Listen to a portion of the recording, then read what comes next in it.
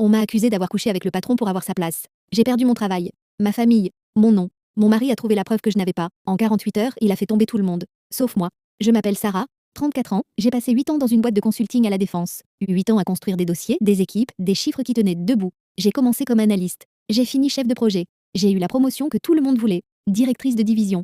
45 000 € de plus par an, un bureau au 24e étage avec vue sur la Seine. Je ne regardais pas la vue. Je regardais les chiffres, c'était comme ça que je fonctionnais. Marc, le DG, avait 58 ans. Il portait des costumes bleu marine qui coûtaient plus cher que mon loyer. Il avait des lunettes sans monture qu'il retirait quand il voulait être convaincant. Il les retirait souvent. Il m'avait invité à dîner il y a 6 mois. J'avais dit non. Il m'avait proposé un verre il y a 3 mois. J'avais dit non. Il m'avait dit que ma robe m'allait bien il y a 2 semaines. Je l'avais remercié en détournant les yeux. Je pensais que c'était géré. Je pensais que non, c'était non. Je ne savais pas que non, pour certains, c'était juste un début. Camille avait 31 ans, non, elle s'était arrivée 2 ans après moi. Elle posait des questions sur mes méthodes, elle m'invitait à déjeuner, elle me demandait comment je gérais mes équipes, mes clients, mes horaires, elle disait que j'étais son modèle, elle disait que je lui apprenais tellement. Elle prenait des notes sur son téléphone quand je parlais, je trouvais ça touchant, je trouvais ça naïf, je ne savais pas qu'elle prenait des notes pour autre chose. La promotion est tombée un mardi. Réunion du comité.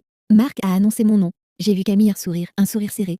Un sourire de quelqu'un qui serre les dents pour ne pas les montrer. Je lui ai dit bravo plus tard. Elle m'a dit que c'était mérité. Elle m'a serré dans ses bras. Elle sentait le citron, son parfum. Je m'en souviens. Je ne sais pas pourquoi je m'en souviens. 3 jours après, la rumeur. Je ne sais pas qui l'a lancée. Je sais juste qu'elle était partout le jeudi matin. Dans les couloirs, dans les ascenseurs, dans les messages que je ne voyais pas mais que je sentais. Elle a couché avec Marc. C'est pour ça qu'elle a eu le poste. C'est pour ça qu'elle monte si vite. C'est pour ça qu'elle travaille tard. Je n'avais jamais couché avec Marc. Je n'avais jamais voulu. Je n'avais jamais envisagé. Mais quand je disais non, je voyais le doute dans les yeux. Le doute de celle qui me connaissait. Le doute de celle qui ne me connaissait pas. Le doute de celle qui voulait de croire que c'était vrai parce que c'était plus simple que de croire que je méritais le poste. Camille s'est parlé le vendredi. Elle a dit à tout le monde que je lui avais tout avoué. Sarah m'a dit qu'elle était avec Marc depuis janvier.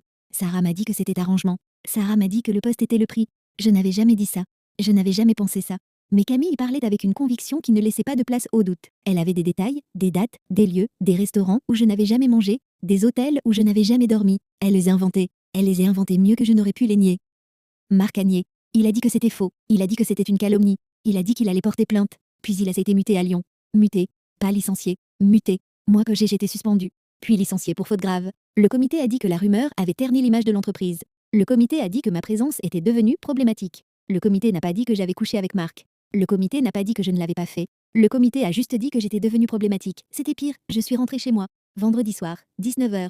Thomas était dans le salon, il avait reçu un mail. Quelqu'un de la boîte lui avait écrit. Tu devrais savoir, il avait lu les articles de presse locale. Affaire de harcèlement à la Défense. Promotion suspecte. Il ne m'avait pas appelé, il m'avait attendu. Il m'a demandé si c'était vrai. J'ai dit non. Il a dit, je ne te crois pas.